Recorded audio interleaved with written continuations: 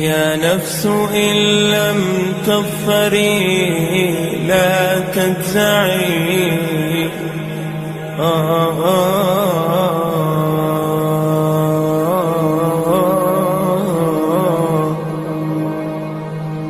يا نفس إن لم تظفري لا تجزعي، وإلى موائد جود مولاك ارجعي. يا نفس إن لم تظفري لا تجزعي، وإلى موائد جود مولاك ارجعي.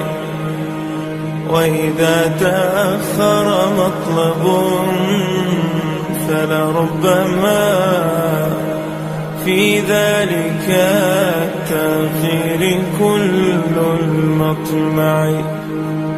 فاستأنسي بالمنع وارعي حقه، إن الرضا وصف المنيب الألمع. وإذا بدا من ناطق الوجدان ما يدعوك للياس الذميم الأشنع، فاستيقظي من نومة الغفلات وليكن الرجاء